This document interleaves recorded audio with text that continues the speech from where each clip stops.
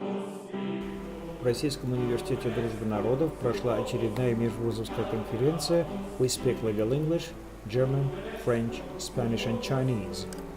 В конференции принимали участие Московский государственный университет имени Ломоносова, Московский институт международных отношений, Московская государственная юридическая академия имени Кутафина, Российская правовая академия Минюста РФ, Саратовская государственная академия права, Евразийский национальный университет имени Гумилева и, конечно же, Российский университет дружбы народов.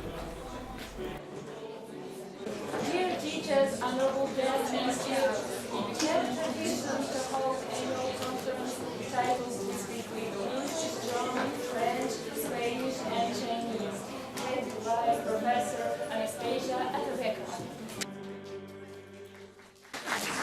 I would like to introduce my report, National Fault.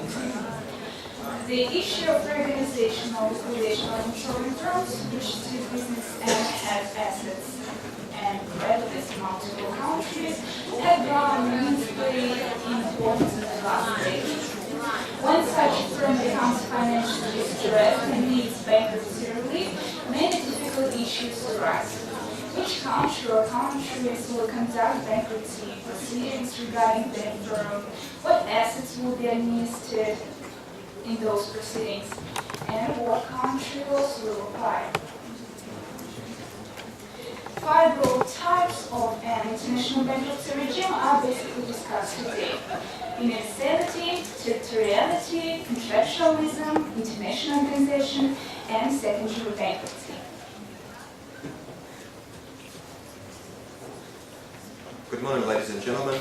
My name is Nikita Barykin, and the topic of my report is works of the International Law Commission as a possible source of international law. To start with, most recognized statement of international law sources is set in Statute of International Court of Justice, Article 38. These are international conventions, international customs, general principles of law, and judicial decisions and the teachings of the most highly qualified publicists as a subsidiary means for determination of rules of law. And in this report I will address the issues of the International Law Commission role in lawmaking and differences between codification and progressive development of international law. The reason why the ILC was created is the provision laid down in the UN Charter, Article 13, paragraph 1, which states that the General Assembly shall initiate studies and make recommendations for the purpose of encouraging the progressive development of international law and its codification.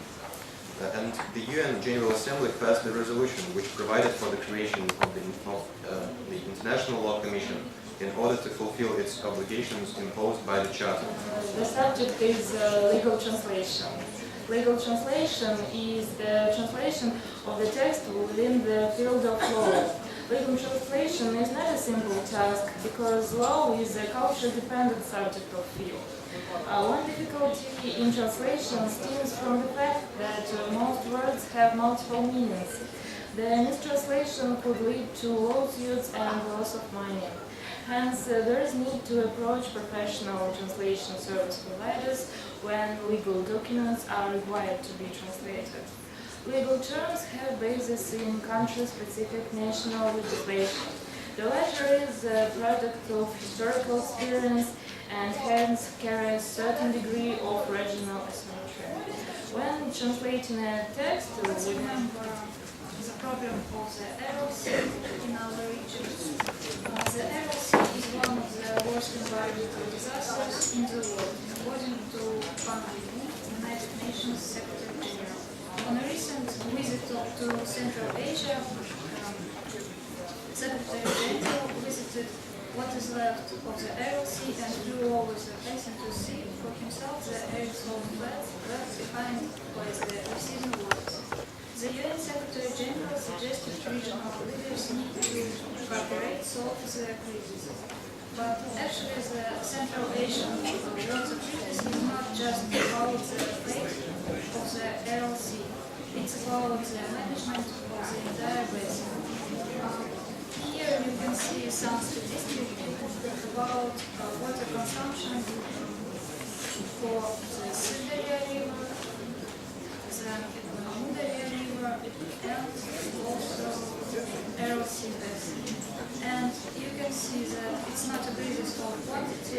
of my report is color-related idioms in law. An idiom is a phrase where the words together have a meaning that is different from the dictionary definition of all individual words, which can make an idiom hard to understand. An idiom tell about some of them.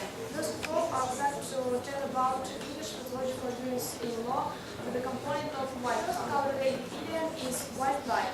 White lie is an honest and unbiased decision. To stand in the white sheet means to repent publicly. For example, he had to stand in the white sheet that he had committed a crime. The next color-related idiom is to bleed white. To bleed white means to please. For example, the man bleeds people white last night. The next idiom is to be whiter than white. Whiter than white means that it's someone who never does anything wrong. For example, I can't believe that he is guilty. He always seems to be whiter than white. Now I'd like to tell about English philological units in law with the component of practical thing, which is legal protection of private information. Who owns the information owns the vote, told famous Richmond and Rothschild. It is known that nowadays information plays a great part in life of any organization or country. There is no doubt that a new century, which has become already named as century of information, will be connected with the development of information resources such as internet and global databases. Unfortunately, the ability to control what information one reveals about oneself over the internet and for what purpose that information can be used has become a growing concern. Millions of people are risking becoming a victim of news crime using Twitter or maybe Facebook. Moreover, the internet is not the only source to obtain personal information. Cable television, medical information bases which contain information about the illnesses of patients, or even to read my article about legal responsibility for offending believers' feelings. Throughout the past year in Russia and around the world, the most topical item for discussion was the tolerance. To raise the debate, there no needs to be a very important person or a representative of any public organization. Considering what consequences reckless or deliberately provocative comment of the simple user in network may cause, what will cause the similar statement of the officials or one of the representatives of mass media. One of the first such cases was caricatures of Prophet Muhammad published in a Danish newspaper. Across Europe, there were mass demonstrations of Islamic communities, which in many cities ended in mass riots and arrests. The reaction of the officials was condemning the caricatures as well as disorders. Subsequently, provocation, insulting religious in general, and religious feelings of believers did not stop. In all these cases, none of the authors of these provocations has not incurred any legal liability, despite calls from the population and officials whose feelings were affected. The recently released film Innocent of Muslims was one of the best. First of all, I would like to say that Alexander Slavoniko and Samuchevich are members of a large crowd, but also goes by the name Ushirai. They use a transliteration version of English words. And this group combines radical performance and leftist ideas ranging from anti-authoritarianism to feminist development. The Orthodox faithful time. These articles criticized the sentence and the political system in Russia. Many countries, international organizations, musicians expressed their discontent about the harsh sentence. Amnesty International criticized the court's guilty verdict because it's disproportionate and it was not performed in the cathedral. Cultural aspect also takes a key role in PFUR discussion. There is no country with a rich tradition of literature and musical protest against impunity. This protest associated with Joseph Brodsky, Vladimir Vysotsky, Sergei Shnorov and many others. The punk pride has been a political protest put to music, and its lyrics, also offensive to some people, serves as stylistic purpose, as part of communication and form of expression. Good morning, students and teachers. I'd like to present the topic of my report, International War Crimes. International law today is included as a part of national criminal law, which which includes rules of procedure concerning all crimes of international legal. The three most common categories of crimes that international tribunals are prescribed to address are genocide, crimes against humanity, and war crimes. It's important to note that not every violation of international law will be investigated and prosecuted under international legal. International criminal courts and tribunals focus on prosecuting serious violations of international law. And it's important to note that war crimes are serious violations of laws applicable in armed conflicts, and also there is no requirement that war crimes occur in widespread or systematic manner. And factors that indicate that the given act is sufficiently connected to an armed conflict and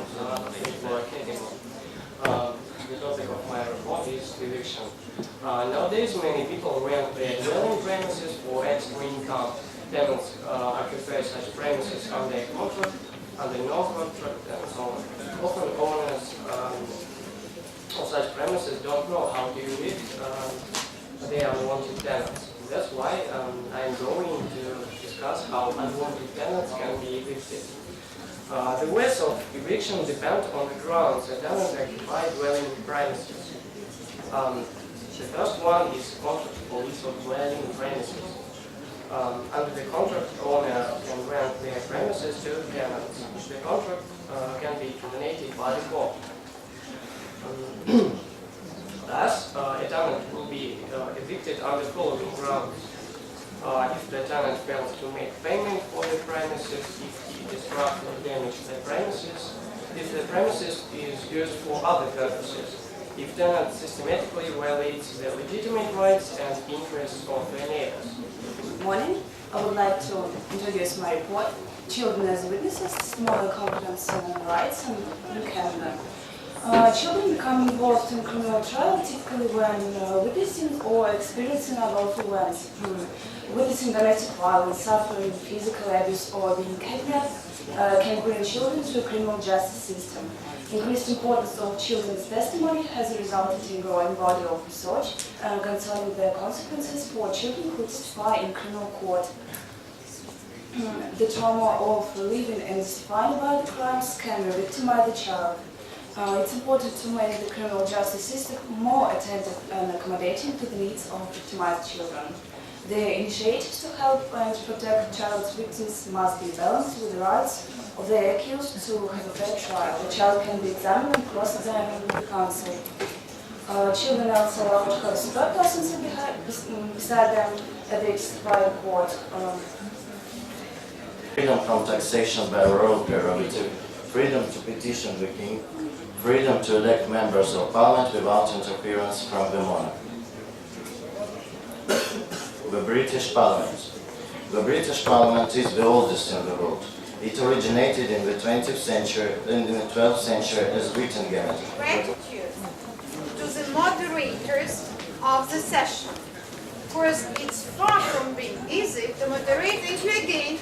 I hope you have enjoyed and you will proceed with the same experience in the future.